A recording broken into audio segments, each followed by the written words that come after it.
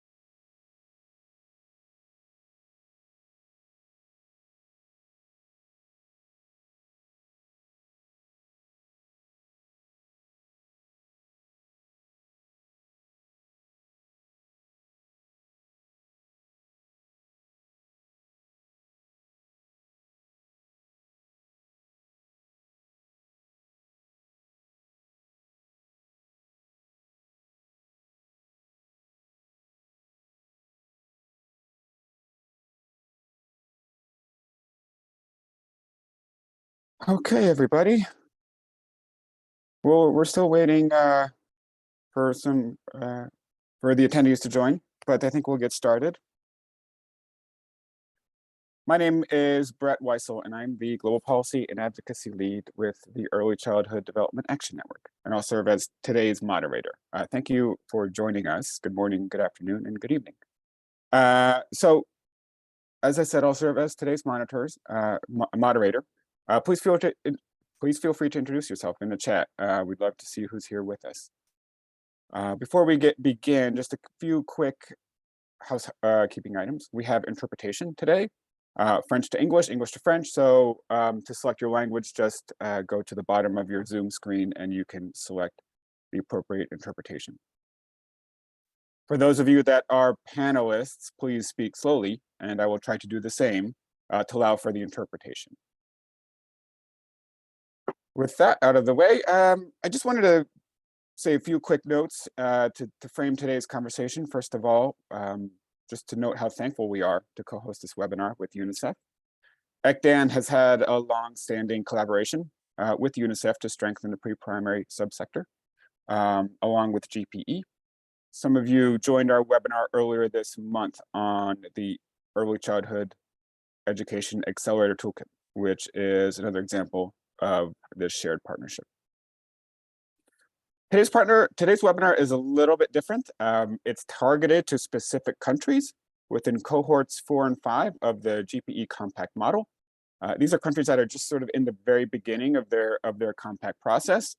So we have an opportunity today to hear from Sierra Leone and El Salvador, who are going to share lessons learned from their work in this space and share lessons learned from their journey. So we're excited to hear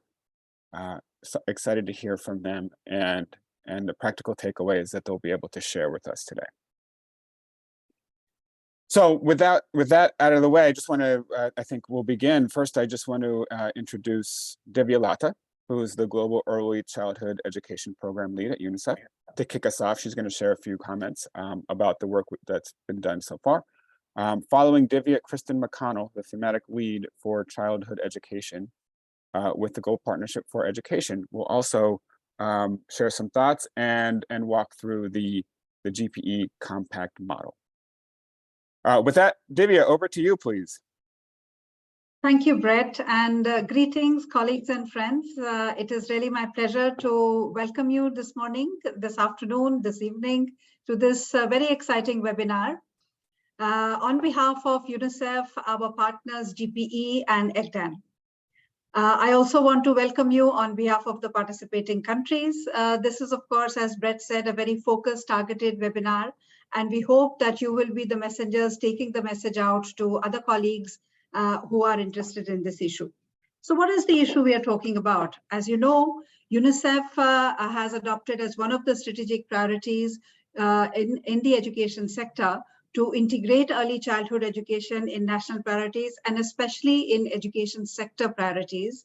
And to do this, we have actually followed a journey which in fact started in partnership with the GPE when we developed the Better Early Learning and Development at Scale approach, the BELLS approach as it is better known. And this was in fact done with 4 target countries with whom we worked on processes that are followed to strengthen ECE systems. It was based on the Build to Last framework, which identifies a broader enabling environment and the key action drivers that ECE systems are based on. And in fact, developed a subsector analysis tool, which was then piloted in over 20 countries. The next iteration of this approach was through the Knowledge and Innovation Exchange Program. And over the last 3 years under this, which is funded by GPE but managed by IDRC, this program, in fact, took this whole initiative to the next level, adding 3 new countries that participated in this initiative, and a big push on developing and collating resources that could, in fact, support these processes in countries. We had the benefit of receiving inputs from more than 40 partners who added their tools to the ECE Accelerator Toolkit. And this is a living tool available online free of cost that continues to grow and has recently been enriched. And of course, we will be sharing more about it as well in relation to this webinar. Through the process of sharing more details on the toolkit, we, in fact, as I said, we started with 4 countries in BELLS, added 3 more, and now more than 70 countries have focal points who are engaging stakeholders in their domestic sphere, but also engaging some of the international partners who care about ECE and would really like to see this process move forward. So we have that capacity already moving things around in the countries and really seeing how ECE can be better positioned. So this is a great opportunity to leverage the GPE compact mechanism to see how we can, in fact, use that as well to strengthen these processes. And today we will be unpacking the process and examining how it is relevant to ECE as we hear from the countries that present with us. With these few words, I really want to welcome you again and hope looking forward to the next 90 minutes or 80 minutes now of exciting conversations. And with that, I want to hand over to Christine to please say a few words as well and set us off. Thank you very much. Thank you so much, Divya. Thank you, Brett. It's a pleasure to be here today. Thank you so much to all of you who are joining today. I believe many of you, all of you, are fellow advocates of early childhood education. So I think we are in great company here. And I just wanted to share a few words about kind of what the journey has been on GPE side, where we are now, and give everyone some background. So I've been the thematic lead for early childhood education for almost 6 years at GPE, and what's been exciting has been to see kind of the transition with it in education sector plans. So, early childhood education tends to be a more marginalized part of the education sector plan with maybe not enough data or as much data. And it's really been exciting to see that shift as I look at plans now versus plans 6 years ago, that many of them are much more robust in their areas of early childhood education. So a big thank you to all of you on today's webinar who played a part in that for your respective countries. Now, it's interesting as the GP model has shifted a little bit, we have this new operating model, and we're asking countries to come up with something called a partnership compact, which I think many of you are familiar with, but I'll go into a little bit more details in this call about it.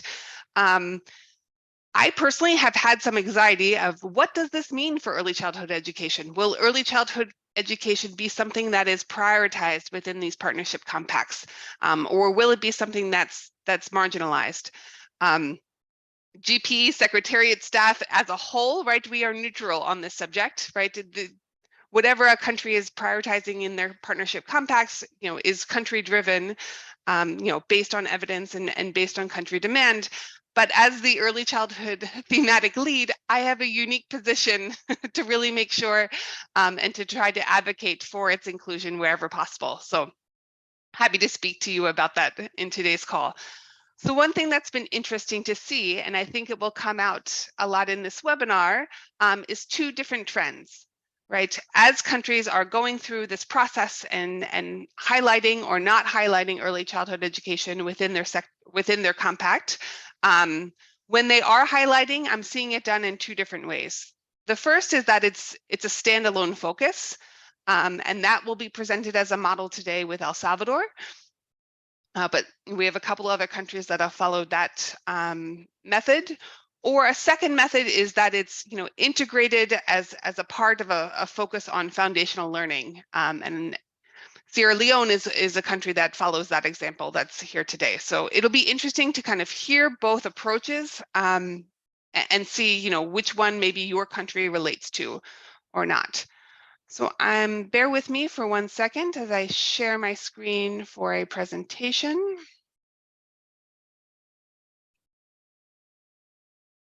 All right, and I will just flip it to presentation mode. All right, everyone should have it now. All right, so I wanted to use this opportunity to give everyone a brief kind of overview of our operating model and some of the changes. I think many of you on today's call have seen this from your GPE country lead. You've been in many different presentations around this, so I promise to keep this short. I'm just using this as a little bit of context. So we have a new strategic plan for GPE 2025, and this really came about because there was a push from ministers on GPE's board to make a shift from business as usual, right? They wanted countries to be more innovative and to really help education systems transform to really meet the challenges of the 21st century. So that's really the rationale behind why these changes came about. And I think many of you have seen this slide or a version of this slide in the past, but from the GPE Secretariat side, we've broken this process into 3 phases. One on assessing and diagnosing, another one on prioritizing and planning, and one on acting, learning, and adapting. So I'm guessing many of you on the call today are countries which are somewhere in between that first phase and second phase. That first phase involves doing an enabling factors analysis and making an initial indication of a selected policy priority. So I'm guessing many of you have done that or are about to do that right now. And phase 2 is this prioritize and align. And this is really where the partnership compact is designed and finalized, where it's aligning partners and resources behind a prioritized reform area, right? And mapping out how different GPE grants will be used. So this is really, I'm clearly biased in my own role, but it's my hope and aim that we can have as many countries as possible, including early childhood education, as part of their priority reform area within the compact, and thus also within some of the GPE grants. All right, so we've taken a cohort approach that's been kind of scaling up. So we started with a pilot, I think, of only 6 countries, and that has slowly grown. Phase 2 was a little bit bigger, phase 3 even bigger. And I believe many of you today are in either cohort 4 or cohort 5 represented on this list. The examples that you'll hear are from those early cohorts. So we'll talk about El Salvador, and that was one of the very first countries that went through this process. And we'll also hear from Bhutan and Sierra Leone, who were in phase 2 or cohort 2 of this process. So that does not necessarily mean your country's behind. It's just on purpose, some of these countries went ahead of you. All right, so I'll go into a little bit more detail in this first phase of assessing and diagnosing. This is where we're doing something called an enabling factors analysis, where you're completing this enabling factors screening tool. As a country, you're diagnosing these enabling factors and rating them as high, medium, low. And then you're also prioritizing on a policy priority. So this is really, a policy priority that, if selected, could result in system transformation, at a systems level. And it'll be interesting as we give the examples of El Salvador and Sierra Leone, and even Bhutan will come up here a little bit. Our model has shifted a little bit. We initially asked countries to focus on 3 policy priorities and then decide on one. And now we're asking just to go ahead and focus on 1 policy priority. So if you hear some of the examples talk about 3, that was kind of our first iteration, and now we're down to 1. So these, I think many of you are familiar with, are the 4 areas of the enabling factors review on data and evidence, gender responsive sector planning, policy and monitoring, sector coordination, and domestic public expenditure on education. So as the enabling factors analysis is underway, so for example, if early childhood education is being discussed at all as a priority reform area, it's helpful to think about what information exists or doesn't exist around early childhood education across these 4 areas. And I have to say, Bhutan, for example, was one who did this very well. I can bring those examples up later. So if you are a country that's doing this enabling factors review right now, and you think early childhood, is going to be your priority reform area or a part of your policy, reform area, please think about it, as you do the analysis in these 4 different categories. All right, so I've talked a little bit about Bhutan. This is just a quick example of their enabling factors review. So I said, this was the earlier model where we had 3 policy priorities, but you can see early learning was amongst one of those 3 within theirs, and then you can see below kind of how they rated some of their different enabling factors ratings there.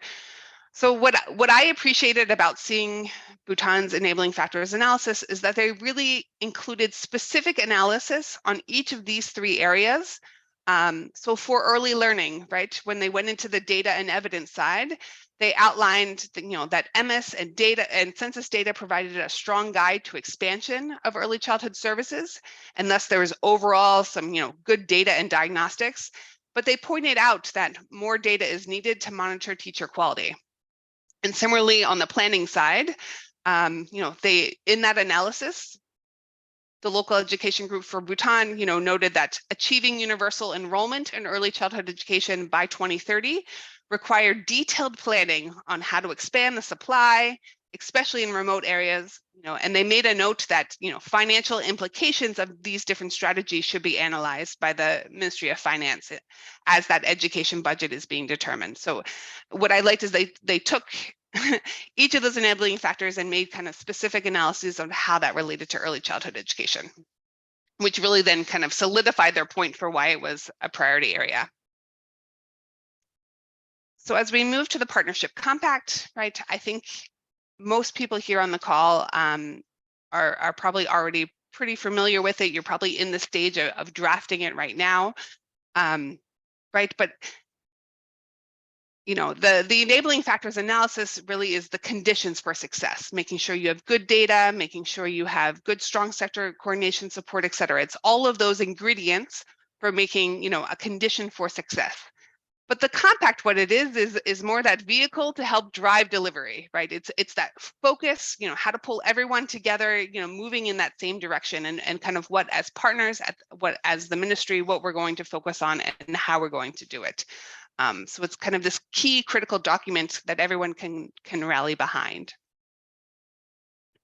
And so going back to the Bhutan example, I'm again biased here, but I loved this, as they spelled out that early learning was their priority. They went through that analysis and really decided, early learning was going to be this key policy reform area as part of their compact.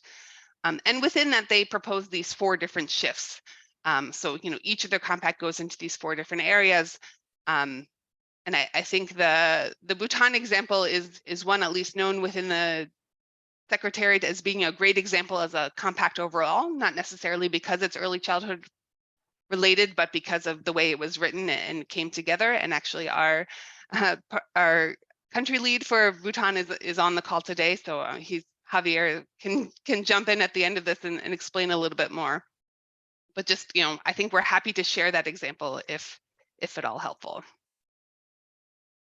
And lastly, I think as kind of you move from the partnership compact to thinking about different GPE grant mechanisms, we have these 4 different grant mechanisms, right? We have the system capacity grant that kind of used to be this, education sector plan development grant, the system transformation grant, the Girls Education Accelerator available to some countries, as well as the multiplier financing. And I just want to spend a few minutes on the first, the System Capacity Grant, which is actually in most cases the smallest of our grants. It's up to, I think, $5 million depending on the country. What I like about it, it's much more flexible than it was in the past. You can spend it on capacity building in many different ways and many different times. But one of my ambitions is to see early childhood, kind of the foundations for early childhood continue to be built through system capacity grants. So maybe if it's not the major focus of some of the other grants, governments and partners can still tap into these different windows in a way that supports early childhood education. So for example, this could be, you could have determined, right, you need a stronger diagnostic on the early childhood sector, right? A greater disaggregation of who is or isn't attending, more information about the quality of the learning environment that currently exists, what learning outcomes exist, costing of the system, et cetera. That's something that could be funded. Similarly, it could be used to support policies and plan development, to reach those without access to early childhood. It can be used for cross-sectoral convening on early childhood education within a country. We know this doesn't happen very often. So this pot of money is something that could be applied for that. It could be used for things like strengthening M&S to include early childhood education, or even very specific capacity building for ministry or district level officials on early childhood education, or kind of the assessment of overall capacity needs. So at this point, I'm happy to stop. I think we have some time to open it up to kind of any questions from the group. I'll turn it back over to Brett as a moderator, but I'm joined by I think 2 GPE colleagues. I have my colleague April Golden, who's kind of our expert on all things explaining this new model. So she might be able to answer some of these technical questions about the model better than I can. And we also have Javier Luke, who's our country lead in a number of different countries, and he can answer from firsthand experience. So I'll stop sharing here and open up for Q&A.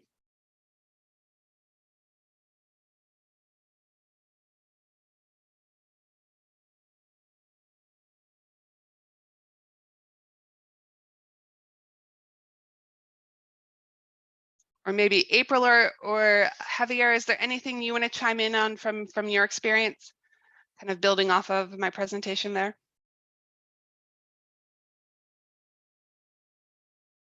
Sure, I would like to say some things. It's okay. Very good, no? Okay, no, well, thanks for mentioning Bhutan and El Salvador. No, I think they're going to talk also today, and there were 2 countries where I was involved, and in both countries they prioritize early childhood. You say you had your bias for early childhood, and I think in a way everyone has a bias on early childhood, but here what is important is that countries really assess, and one thing that maybe we should stress is that the new GPE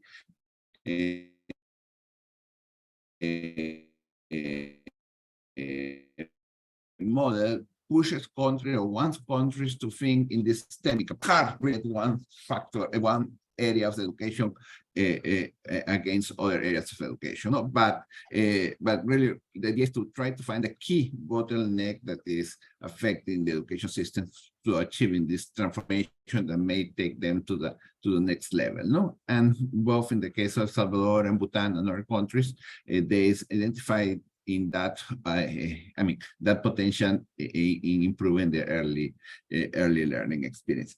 And why? No, why? I think both in El Salvador and Bhutan, they identified the potential of early childhood of changing the whole education system, changing the trajectory of students from the very beginning. No, and the idea is that will change the needs in terms of what they need to learn when they get into the first grades of primary education and beyond. And that also will put pressure on having teachers that are more trained in primary education to deal with these students, so we don't lose the the new wealth of capacity of knowledge that kids can have, and then that also will push for secondary education. No? So this is, again, identifying where they think that the key bottleneck is. And in both cases, they identified that on early childhood. In both cases, they had previous very relatively low enrollments in early learning. So that was also one of the drivers. And maybe it's also important that both countries have had this early learning, early childhood priorities before. But somehow this has not really get into the system and make strong and allow them to make strong commitments. And one of the points that we discussed with Bhutan, or that we pushed Bhutan in a way, was like, why do you think that this time this will work? And that's where the partnership compact enters. So it's no longer the statement of Ministry of Education or Ministry of Finance that they will finance, it's in the plan, but then the plan is not fully executed because A, B, or C. But here is the partnership compact where all partners make a strong commitment to work in this priority and create accountability on its implementation. Also, we think that that's a key area, and actually I will advise you to read the Bhutan Partnership Compact when it's published in the web, because it has like a whole area on why this time this will work. What are the new commitments they are doing? So again, they've been putting early learning in their country in their 5-year plans like since 2005. But now there's a different focus, and in a way, this different focus is led by the mutual accountability among partners that is creating the partnership compact. But I've stopped here, and I'm happy to intervene later on.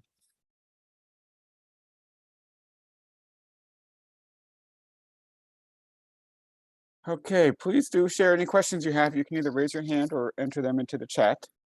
But I don't see any questions at the moment. We can always return to them, so don't worry. There's plenty of time for Q&A at the end as well. April, any other additional thoughts before we continue?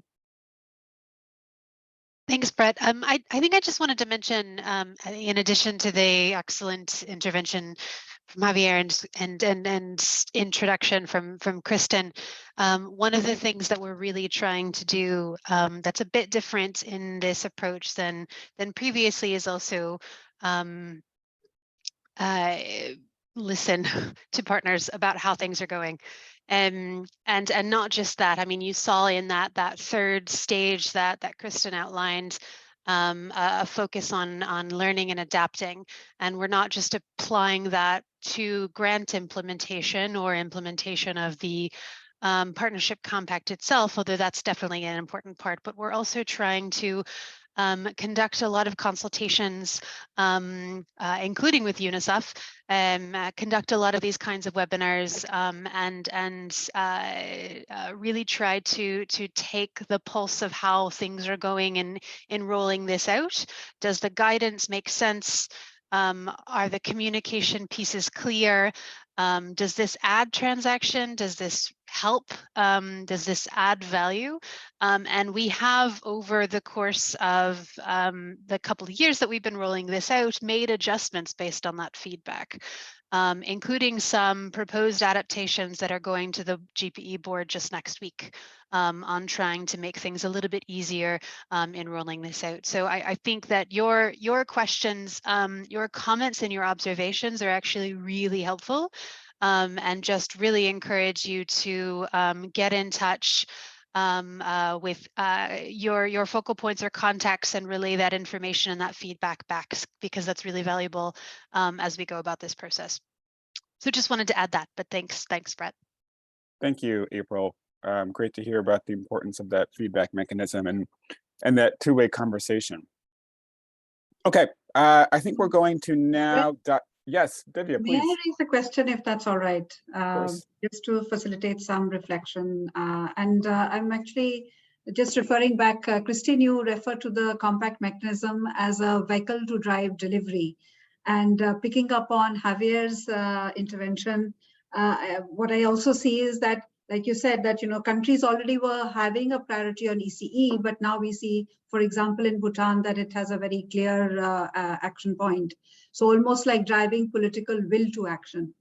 In the past, we know that sector plans were, very critical to having the engagement of GPE and of leveraging GPE funds, but that seems to have changed a little bit. So, Christine, the question to you is, what is the continued role of sector planning processes for positioning early childhood education within the sector priorities, especially in light of these new GPE compact mechanisms? It's a basic question, but I think may be helpful for us to understand the relative role in the new formulation going forward. Thank you so much.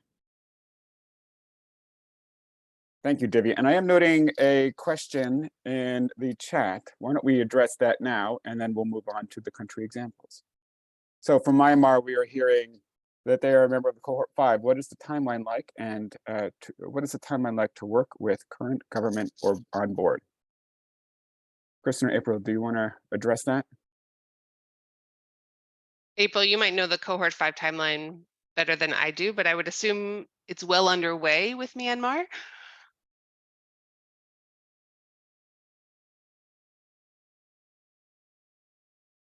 Working directly with the, can you hear me? Now we can. We can now. Okay. Sorry about that. So Myanmar is actually in a category of countries where we're not actually working directly with the government because of the situation on the ground. So it's collaboration directly with the DPG, the Development Partners Group, and with current, there's an existing grant that's in operation, I think, as well. So the conversation is there. I think things are, I don't know to what extent things are moving, but we have a bit of a different approach for countries that are affected by conflict and crisis.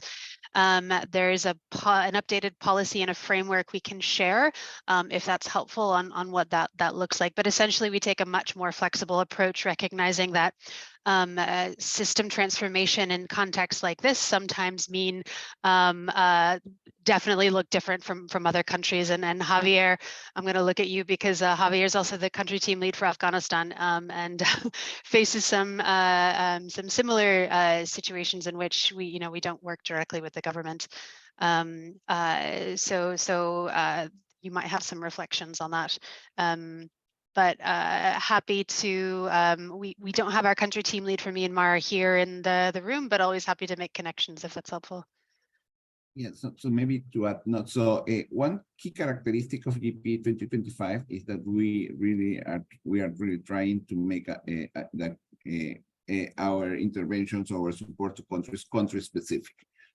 And as April was mentioning, the case of Myanmar is a special case, and as she also said, I work in Afghanistan, which of course is also a special case because we don't have interaction with the de facto government, and many of our partners don't have interaction with the de facto government as well.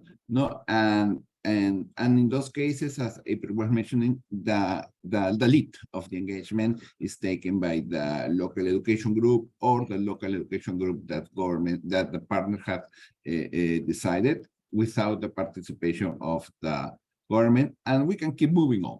Of course, there are things and certain dialogues that won't happen. But again, the secretary, the GPE, is willing to adapt to country context and see how and explore ways to move in each context. So probably, like I can speak for Afghanistan. In Afghanistan, we will not require the country partnership compact, but we will require partners to think anyhow what are the obstacles that will may affect the implementation of programs that they are doing.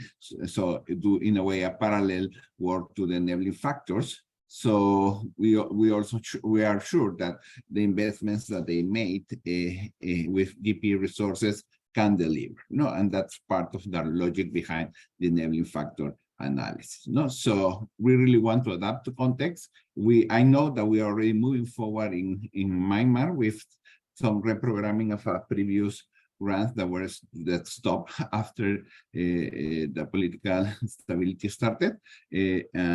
But really here it's like talk with your local education group, talk with your country team lead from GPE, and explore how you can move forward. The idea is to keep moving forward. We are not stopping in as far as I know any country. We are exploring how to adapt the model and keep the support, and especially in humanitarian situations.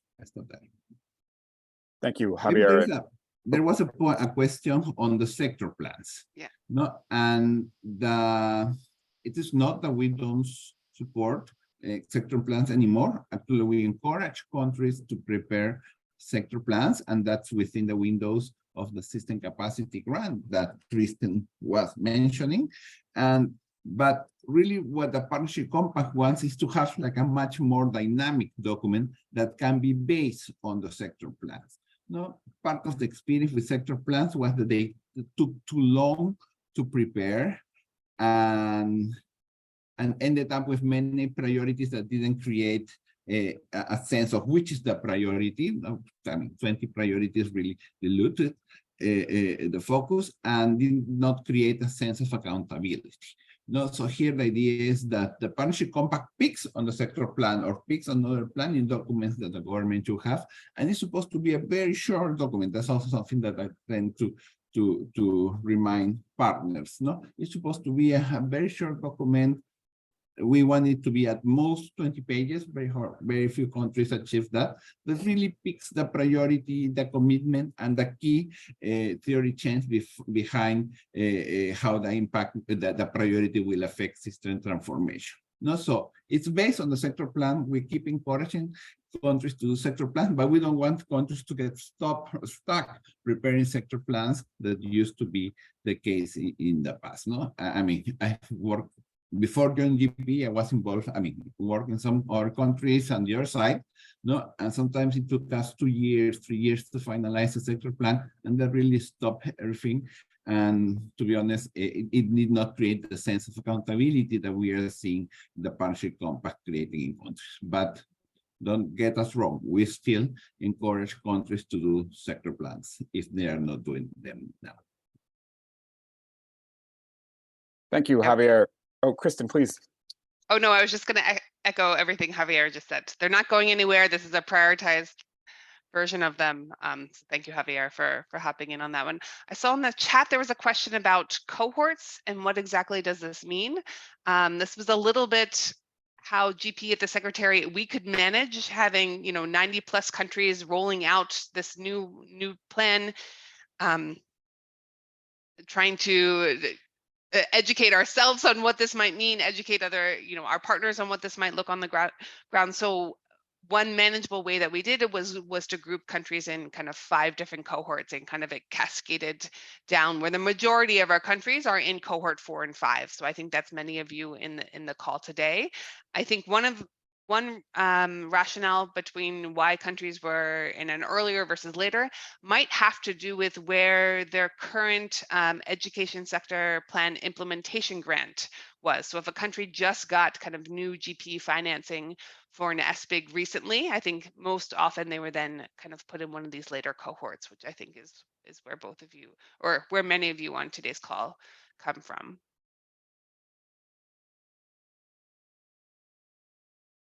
Great, thank you. I think what we'll do is unless any other thoughts from GPE, we'll continue to the country examples. Okay, let's dive into the country examples. I think that's where the meat of this discussion will come from. So to begin, let me introduce Suman Sakdeva, education specialist from Sierra Leone, UNICEF country office. Suman, the floor is yours to talk about the work being done in Sierra Leone.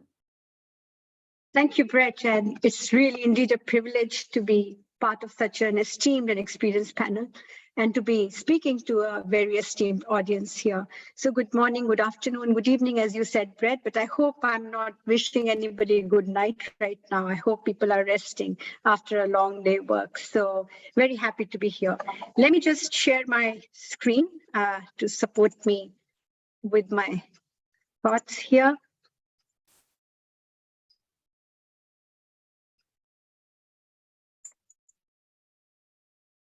Is it visible?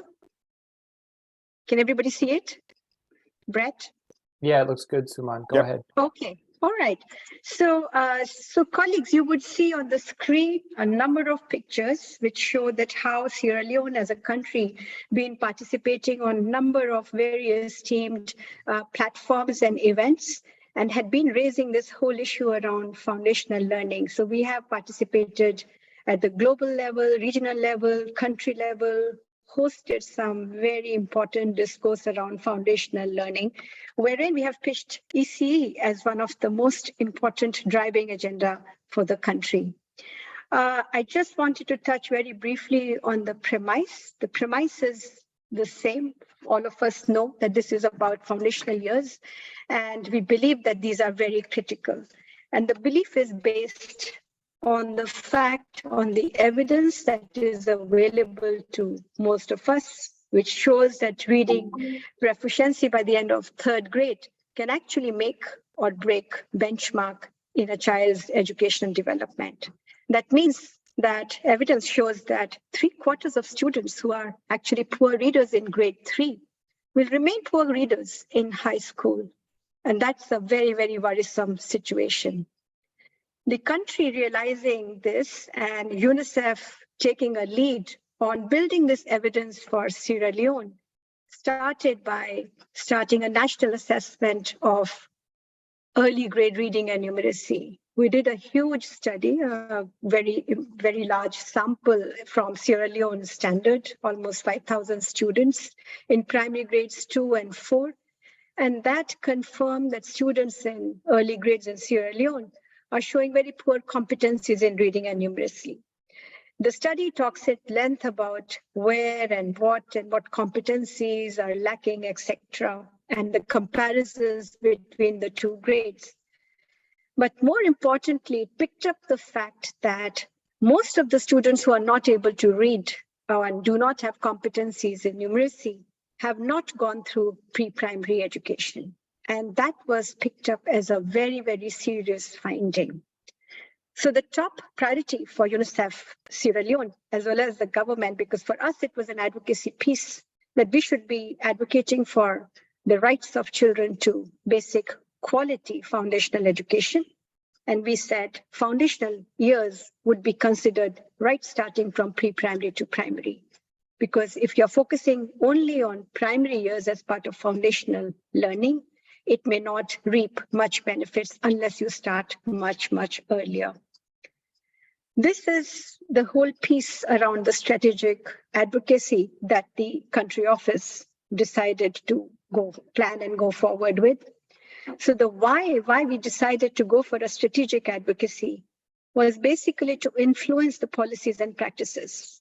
We were very aware that in the country, the focus on ECE demands huge attention. It is a neglected area. We knew that not only the policy lacks it, but even the practices, whatever we are doing at the ground is not focusing enough in this area.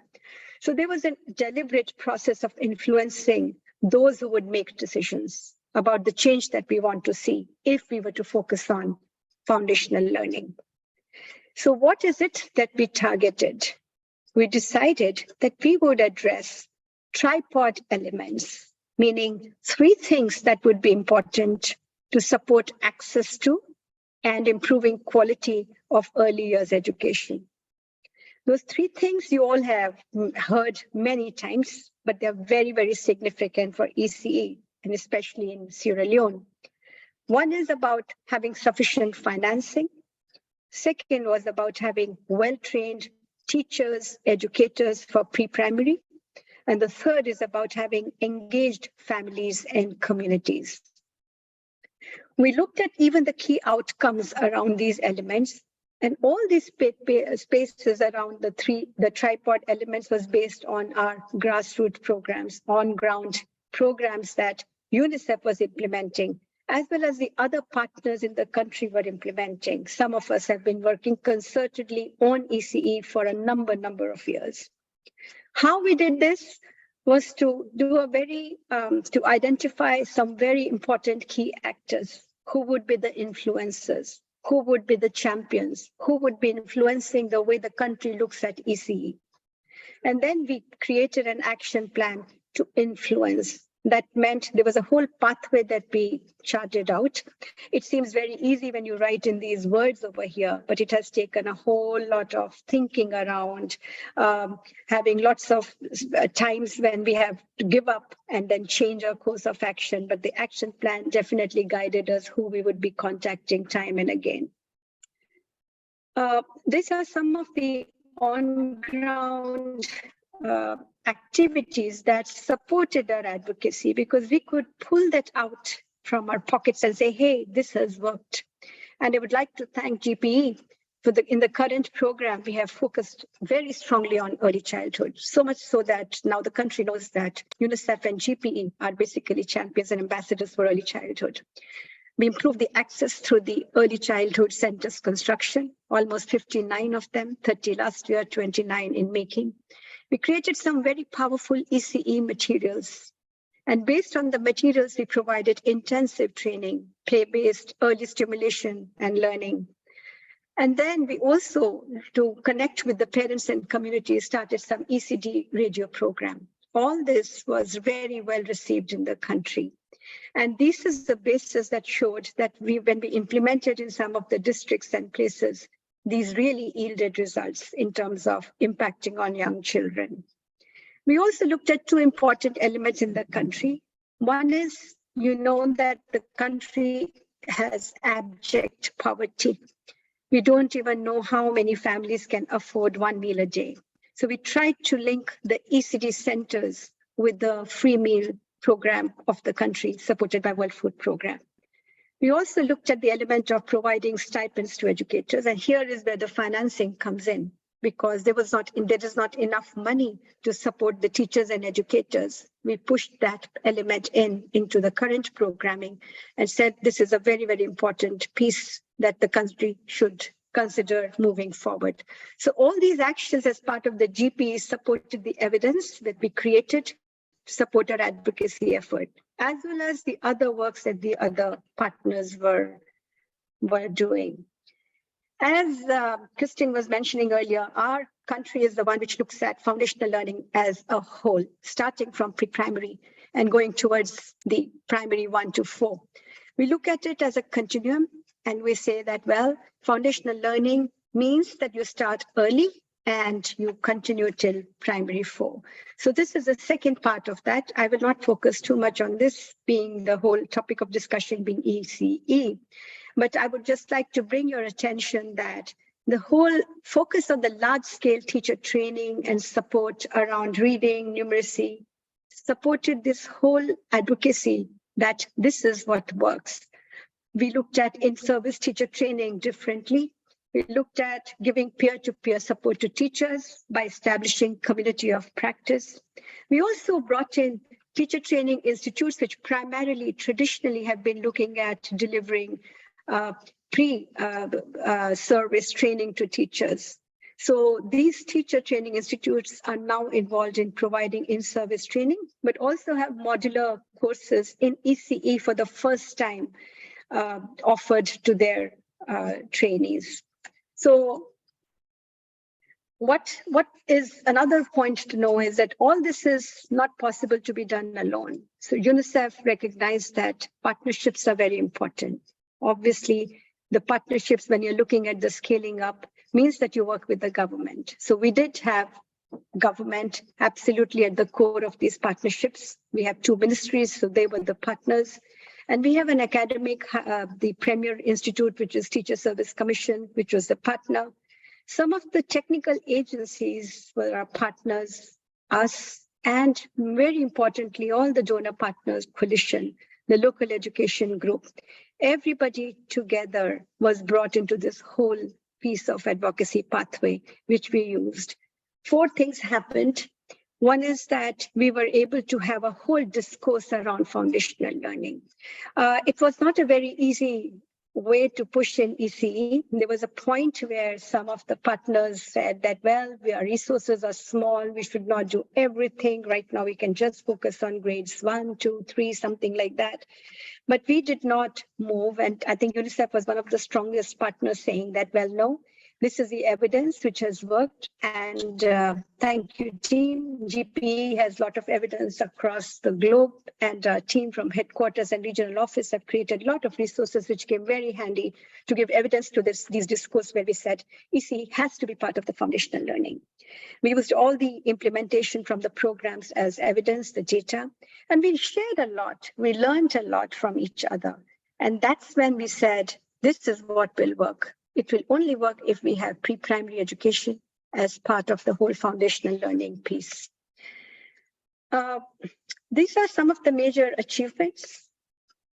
Soon the foundational learning became the country-driven, as Christian has said, agenda for Sierra Leone, where we recognized that we would be working on foundational learning, but ECE would be the integral component, which would be on country's agenda and action plan. So I think that was a huge win for us. We did have our education sector plan, and that's where the concerted effort of all the partners and a very, very strong technical input from UNICEF led to strategize whole component of ECE and even cost it. So we have a very strong education sector plan which focuses on ECE. We also came up with a national integrated early childhood education policy for the first time in the country. That made 1 year ECE compulsory. So we had these two guiding documents with us, where all of us had put our blood, sweat, and tears to push in the agenda of ECE very, very strongly here. Moving forward, we pushed the same thing into the Transforming Education Summit, and we saw our president leading some of these discourses in the summit and committing to action, putting a lot of focus on ECE. Further, we had a whole GPE compact development process, which I've already said that the whole continuum approach was eventually agreed, integrated with the social-emotional skills. That also has been agreed to be part of this whole approach on foundational learning. We were also invited to be part of the accelerator program. World Bank in the country has been already implementing it, but UNICEF also took upon itself to join hands, and strongly we too are moving this whole agenda together. And eventually, based on the compact, ECE is now included in the new GPE grant application. I am very pleased and proud to say that UNICEF has been identified as the grant agent for the 3 grants that the country is receiving: system capacity building, system transformation, and multiplier grant. And that was a huge boost for us in terms of getting the trust of the government and the partners. The local education group approved us to be the grant agent, and we were able to successfully work over past few months to develop a GPE grant application, which has a very solid element on ECE.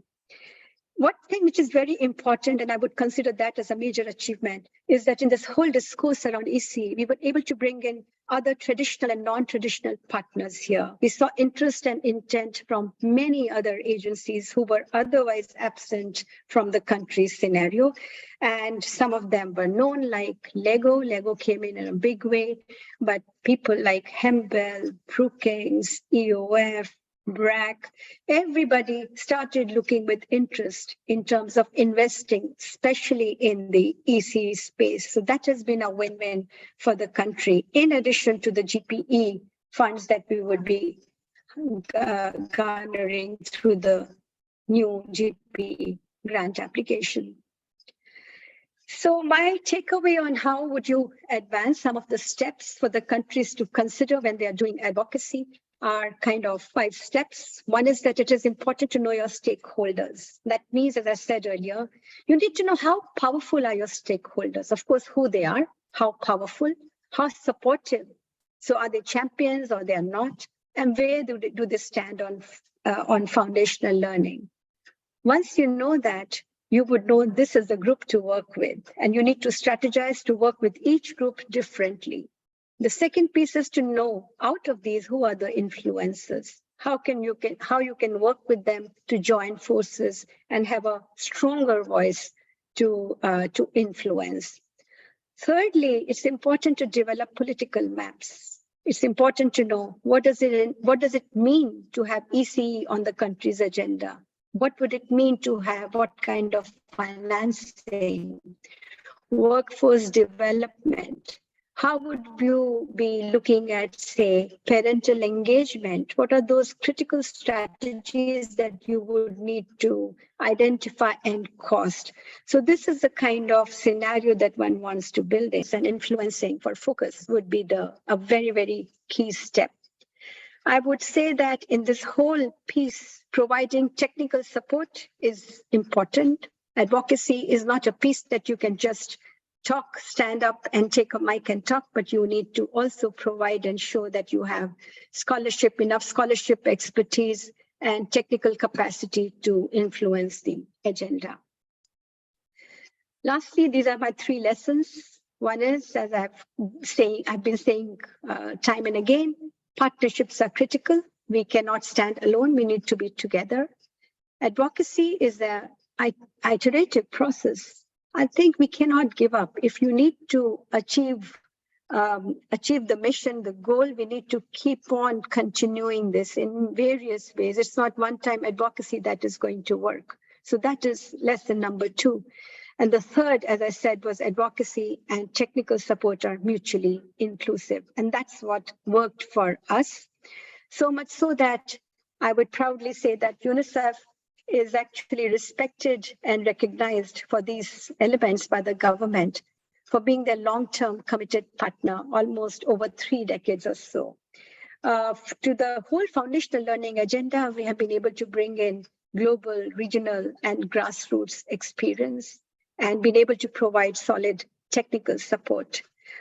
We also have a very interesting space in the country where we have the highest leadership, the minister being the champion for ECE, the champion for foundational learning. And we've been able to bring in a lot of partners, being able to bring all of them on the same platform and made them see one vision, one direction. And UNICEF as an organization has also been able to bring in a lot of visibility to this effort. The latest Flex Summit, which was jointly supported by World Bank and UNICEF, brought in almost 80 donor partners from around the world. Some of you have participated in that too.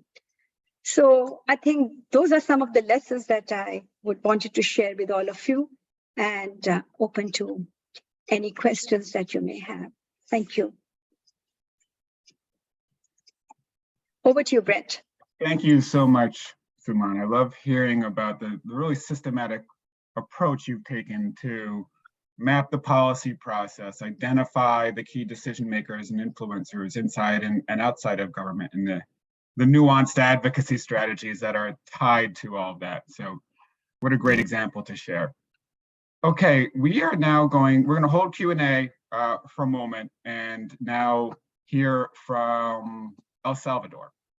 With us, we have Marta Navarro Montes, who's the education specialist with the UNICEF country office in El Salvador. Marta, over to you. Thank you. I'm gonna share the presentation. I don't know if you can see properly the presentation. We can see, but I think you want to put it in presentation mode. Yeah,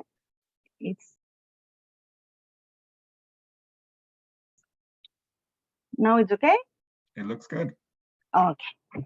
Well, first of all, good morning, good afternoon, and good evening to everybody. Thanks for the opportunity to share the El Salvador experience with all of you. We are really happy to participate in this webinar. First of all, to understand how the process has been working in El Salvador, we think that it's important to share with all of you the context in the previous years before the design of the compact in terms of the main information related with early childhood development. In El Salvador, we had a few challenges around this issue. One of them is the low attendance rates for children from 0 to 6 years, as you can see in the slide. and also a limited investment in ECD. Additionally, the greatest negative impact in the economic and social indicators were focused in the households with children, and mostly the household with children in those years, from 0 to 6 years. And by 2019, the country didn't have like a national project or program focused in children investment or in ECD children investment. So in this context, UNICEF designed different activities or strategies in terms to position the importance of children investment. UNICEF was a trusted partner in between different political actors and also between the government actors and the investment banks like World Bank or the IDB. So UNICEF play a facilitator role to put together in a dialogue all those actors based on one main goal, and it was to increase the investment in ECD children. Additionally, UNICEF promoted the establishment of an advisory council for children formed with multi-sectoral actors from different backgrounds. And in this board, they could speak and dialogue also about the early childhood children and how to develop different initiatives to increase the investment in this area.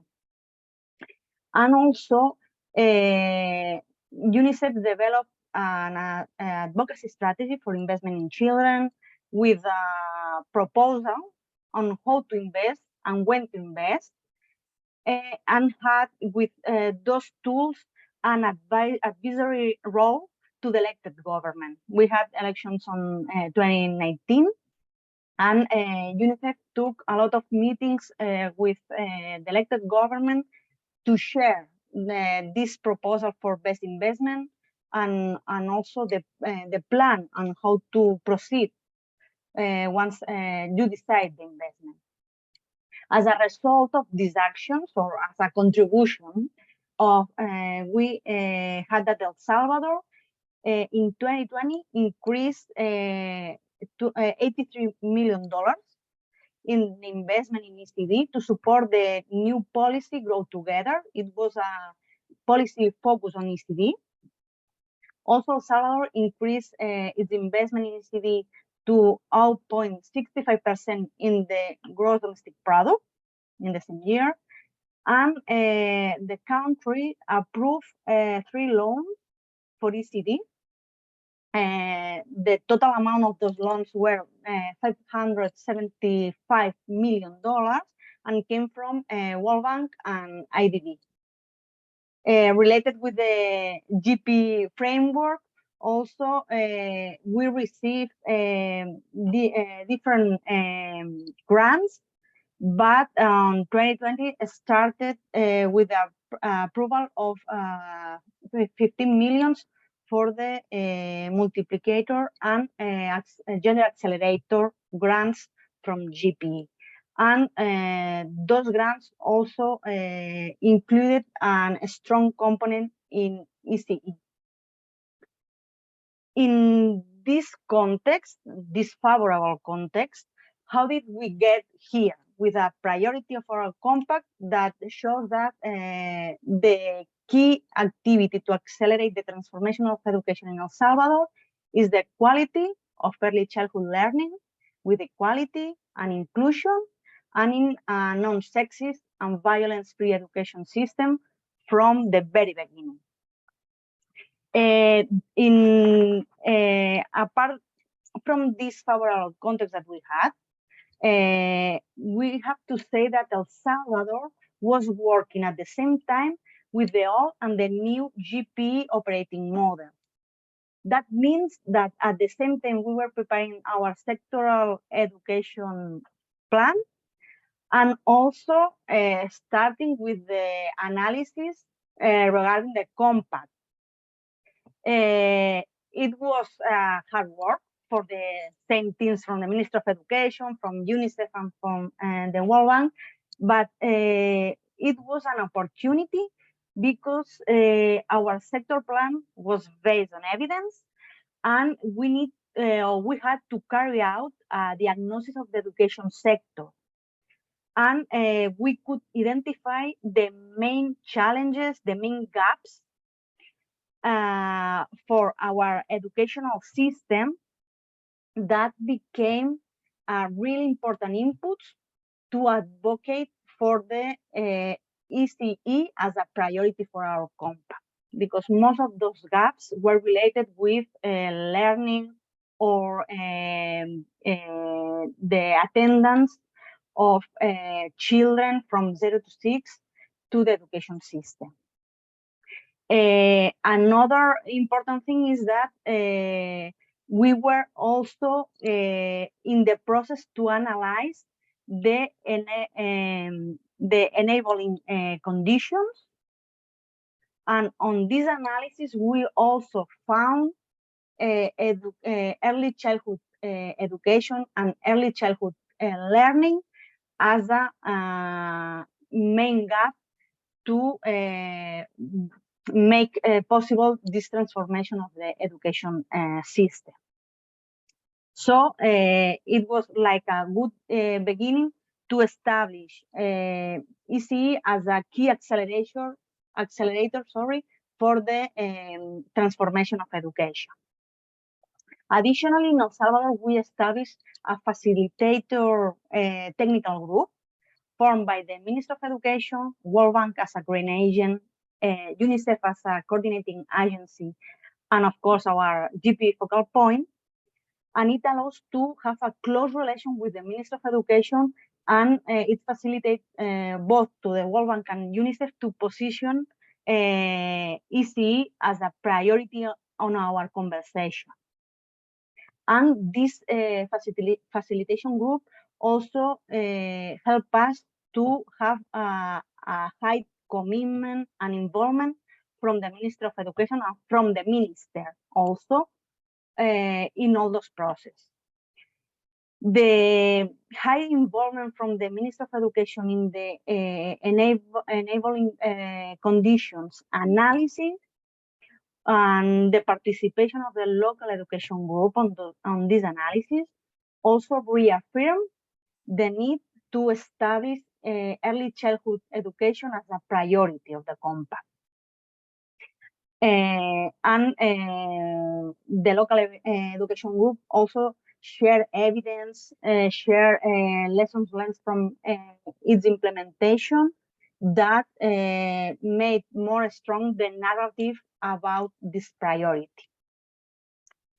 Another thing that we think that is important to advocate about this priority is, in our case, something important was to align the priority from the compact with the priorities from the different planning tools that the Ministry of Education or the government had on action. In our case, for example, the Ministry of Education strategic plan or the new ECD policy, Growing Together, that was led by the First Lady Cabinet. Since the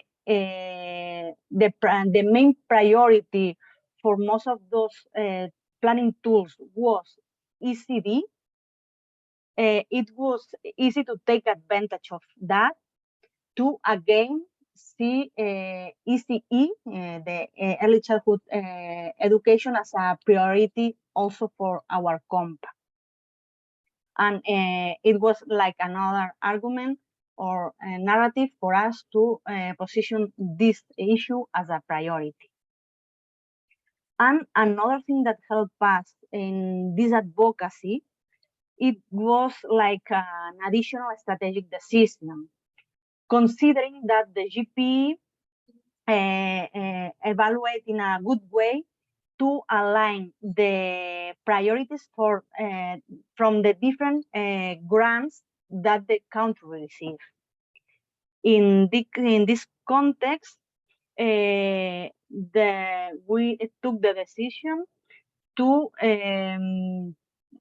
consider a loan from the World Bank related with early childhood learning as a catalytic fund for the multiplier and the gender accelerator. So it allows us also to make sustainable the priority of early childhood, because all of our grants, the investments from the Ministry of Education were all focused on this stage and all the fundamental learning of those children. And something additional in our priority of the compact was the strong focus on gender, the gender mainstreaming, as you can see on the slide. But it wasn't considered at the very beginning. How did we introduce or incorporate the gender mainstreaming in our priority? Something that helped us was to incorporate gender in the diagnosis or the assessment in the educational sector that we carry out in the framework of the education sectoral plan. This exercise allows us to identify gender gaps in El Salvador related with learning assessment, with the curricula, with the teacher's practice, or how the out-of-school activities affect in different way women and men. So having those gender gaps identified, it was easy to work with the Ministry of Education to incorporate also in the compact and in the analysis of enabling conditions, the gender approach. So for first time in El Salvador, during the workshops for the analysis of enabling conditions, we had different sectors, different actors speaking about gender from the planification step. And also we were allowed to include gender from ECD, because we were used to include gender, but for older children, not from the very beginning. So it was like a important milestone in our country. Something that worked good also in El Salvador was to include gender focal points from the Ministry of Education and also gender focal points from the different members from the local education group on those conversations. And with the role to check that gender approach was included in all the steps and all the efforts in the framework of GPE and all the planification tools. So it was enrich our process always in the priority. And the comments from the independent technical panel to the compact also improve the areas related with gender in the compact, because they could identify how the gaps that we identified were included in the compact. It made the Ministry of Education recognize those gaps and recognize that they need to include in the compact also actions to close those gaps. And indeed, some of those actions were are now in the compact. Thank you. Sorry to interrupt, Martha. I just want to provide a 2-minute warning so we can get to Q&A. Thank you. Okay. And what did we learn about this process? That evidence is key to prioritization, okay? And to construct a narrative to advocate on those prioritization, that we need to focus on bottlenecks and identify the gaps to transform those gaps in actions to close those gaps. The compact is a powerful tool to align members from LEC and the Ministry of Education reach specific goals. And it's important also the alignment of different efforts from the Ministry of Education to a same priority, to really see how this impacting the learning achievement of and the transformation educational system. Okay, we have different frameworks, law frameworks in the country that help us to see that ECE is going to be as a priority in the following years. But as said our colleague, we need to provide technical assistance to the government to face the challenges regarding data or regarding the investment in ECD, and also to include other actors in this dialogue that we had in the country.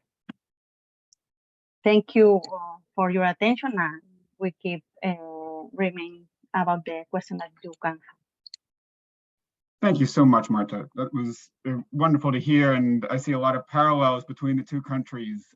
But to move the conversation forward and to open up Q&A, I'm going to turn over to Divya to pull out some of those parallels and lessons learned, as well as facilitate the Q&A. So over to you, Divya.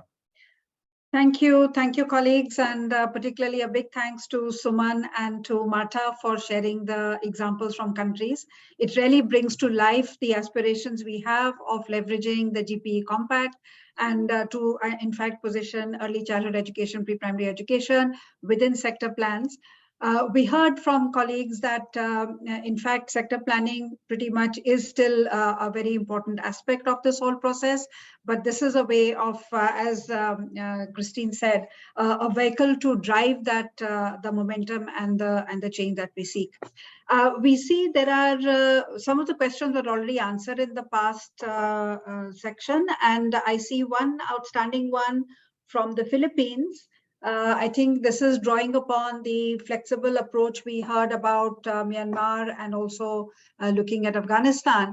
And the question, if I'm understanding correctly, is that Philippines has early childhood education within the national ECCD, Integrated Strategic Plan, as well as in the Basic Education Development Plan.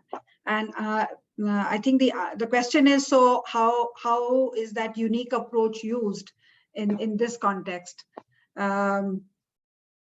Cecil, I hope I've got your question right, and I would request Christine and other GPE colleagues to please address that.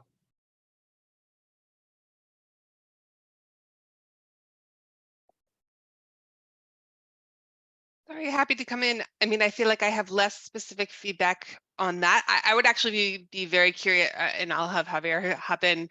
I'd be very curious to hear El Salvador and Sierra Leone's response to that. Does that reflect their reality or not? How is that different? Javier, I see you on the line. And on the point of Philippines, I mean, that's especially, I think, why we want the partnership compact, so we want space for partners to get together, and really agree. We want to go on this priority, and we want to generate accountability towards this priority. So I'm sure that there are many countries where they have several plans, and then again it gets diluted. But the beauty of the partnership compact is that it's supposed to be this short document with a clear statement that everyone will remember. And the idea is to create accountability among the partners of the LEC towards that priority. But also that's why it's important to use this previous document that exists, previous plans, previous evidence in the discussions towards the elaborating of the compact. We really want the partnership compact to be based on those existing documents, so the partnership compact can be developed in a relatively short period of time.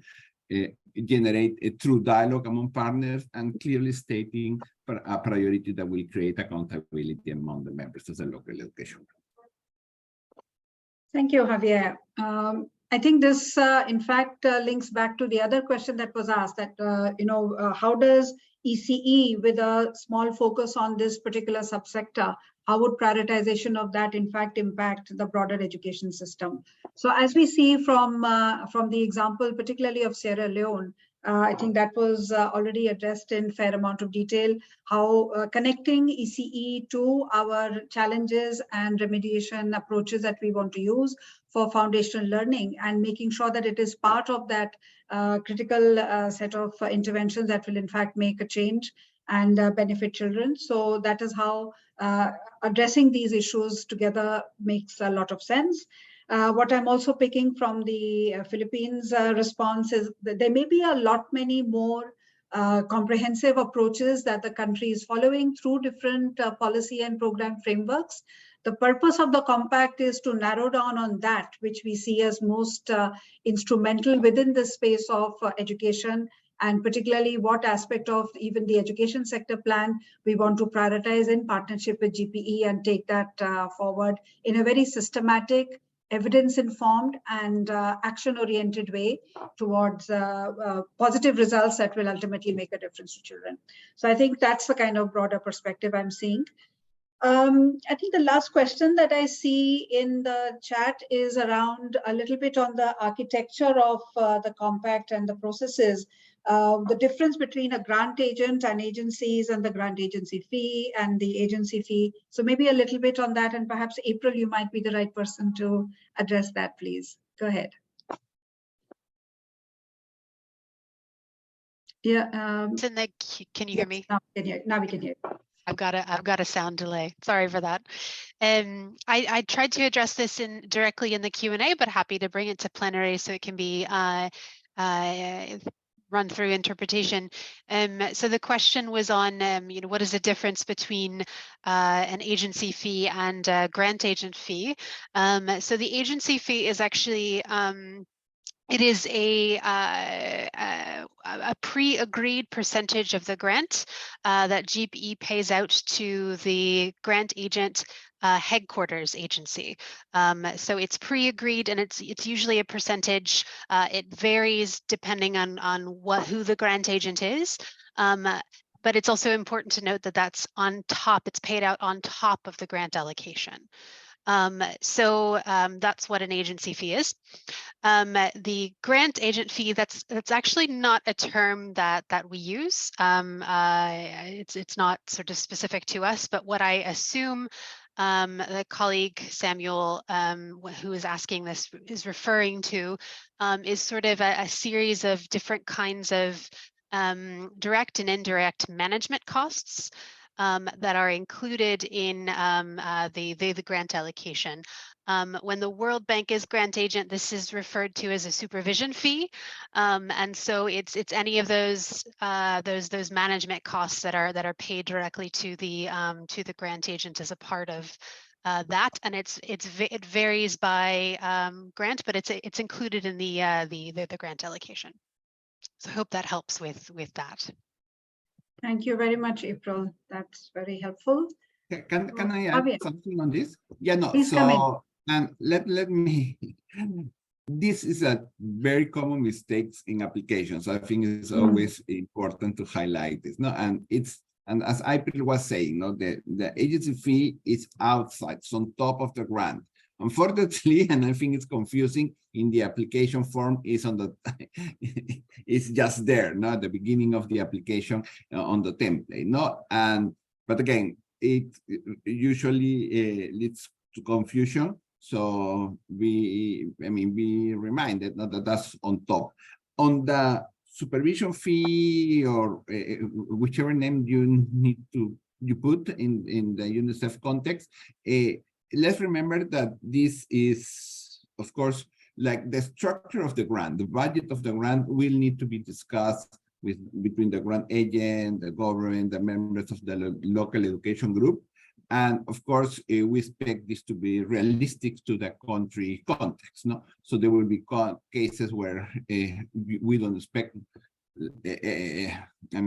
huge supervision fees, while in our context, given violence, etc., everything is more complicated, and those costs will be reasonably higher. No, but again, this is important. That part of the grant, how the grant is going to be used, needs to be discussed with the local education group and the government.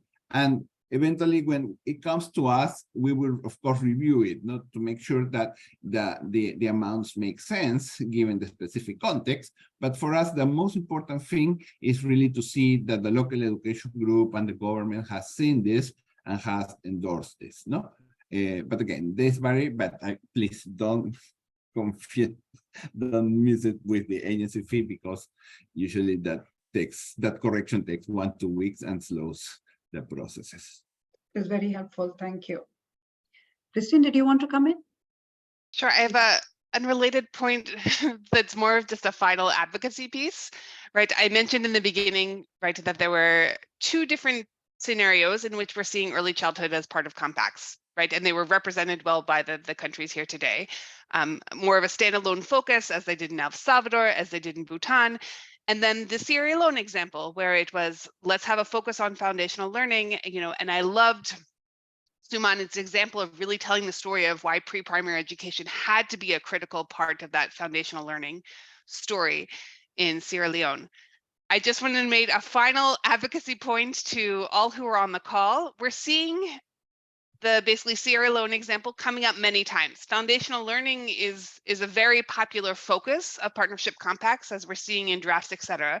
So my ask to all of you who are, you know, fellow champions of early childhood education is to advocate within your country context, if that is the case, right? If there's a focus on foundational learning, for early childhood education to be part of that story. Thank you for that as well, Christine. I think that is very clear and extremely helpful as we go forward in this process. Colleagues, this has been a very rich sharing, and I think I myself have learned a lot from the examples the countries shared, and really people who walk the walk. Thank you to Javier and as well, and April and Christine. In the remaining 3 minutes, I suggest 2 things. First of all, I'd like to just wrap up with a few summary points of what I've picked up from this discussion. But while I'm doing that, I'm going to request Joa to please share a link to the ECE Accelerator Toolkit. I mentioned this right in the beginning when I was making my opening comments, that this was a comprehensive toolkit developed as a part of the KICS grant, and has a number of tools that in fact help in this nuanced and very evidence-led analysis of the situation of early childhood, assessing the enabling environment, and then going on towards prioritization. More recently, we have also looked at how to enrich some of the implementation aspects. So as I said, this is a living toolkit. It will continue to grow, and hopefully you will find it useful to browse through and see what may be helpful. So as we are coming towards the end of this webinar, I want to just note a couple of things. Of course, one of the obvious things is the very strong relevance, in fact, the real advantage that we have in using and reflecting on the compact mechanism for the purpose of early childhood education. I think both the examples from Sierra Leone as well as from El Salvador very well really demonstrated to us how some of the processes that we followed in prioritizing ECE and then taking it forward as a single priority that we want to support through the GPE mechanism has indeed taken the dialogue forward and taken it towards action that will give us tangible gains for children.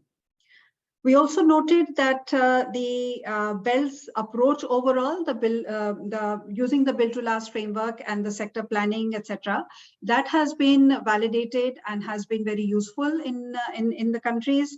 Bhutan itself, which is one of the latest compacts that Christine referred to, demonstrates some of that.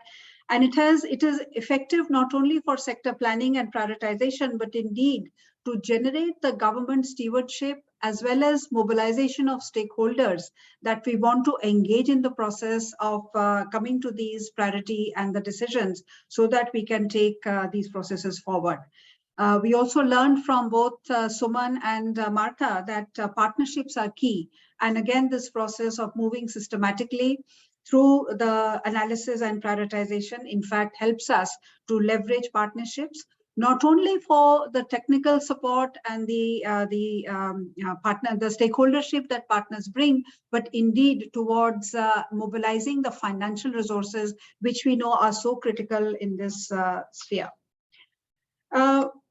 Finally, I think I want to also address a little bit on the 3 phases of the compact that Christine highlighted: the assessment and diagnosis, prioritization and alignment, as well as acting, learning, and adapting as we move forward with the implementation.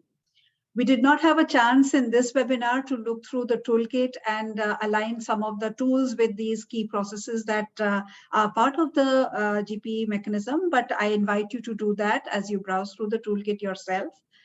And at the moment, UNICEF is a grant agent in more than 40 countries that are eligible for GPE financing and support.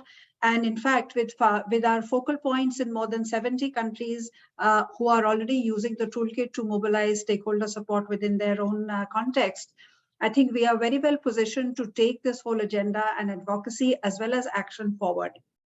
I see this using the system capacity grant, which of course is very critical, as Christine said, to especially on the planning side, the system transformation grant, as we look at some of the systems of implementation, but also looking at the Girls Education Accelerator and Multiplier. We saw that from Marta's presentation that both at in these kind of situations, indeed, early childhood education can stand to benefit from all these financing modalities. I want to emphasize that within the toolkit, you will also find both national and sub-national level resources that can help us think through how these plans and priorities may be brought to reality and actually be fundable and actionable outputs. Finally, I want to just close by saying that to outline a little bit of how UNICEF wants to take these processes forward, especially in enriching further the BELS approach. We have noted the flexible approaches that Javier referred to in Afghanistan in relation to Myanmar. And I think one of our priorities is to adapt the tools we have, particularly the subsector analysis for humanitarian situation, looking at preparation, response, resilience building, and both at national and cross-national levels. We're also looking at strengthening the gender inclusion and disability inclusion resources, and that is already gender transformative. ECE is already something we worked on in the current KICS phase, and we will be further strengthening disability inclusion aspects. And finally, I want to request you to share with us as you move ahead in this process. Do share with us your experience. We would love to hear from you how things are moving. We would love to curate your examples into small case studies, which can then be uploaded on the Accelerator Toolkit and can inform the other countries who are participating in similar processes. And we have seen actually a big demand and interest from even the non-GPE eligible countries to take some of these processes forward. So we will all be part of this movement that is really gaining ground to position ECE where it needs to be, at the center of education sector plans, policies, and programs moving forward. With that, and the final invitation to explore the toolkit, use the search button to identify specific areas you're looking at, and use the contact us button to get back to us if you have any feedback, any reflections, and of course, your own examples that we could be sharing with others and elevating it on through the toolkit and other such webinars and experiences. I want to thank all the panel members, my partners, our partners from EGDAN and GPE for participating in this, and each of you participants who have taken the time and in fact given us the extra 4 minutes that we have taken to wind this up. Thank you very much. This is the start of our journey together on this framework, and we look forward to working closely with you and making all these dreams and aspirations a reality. Thank you very much. Have a good day.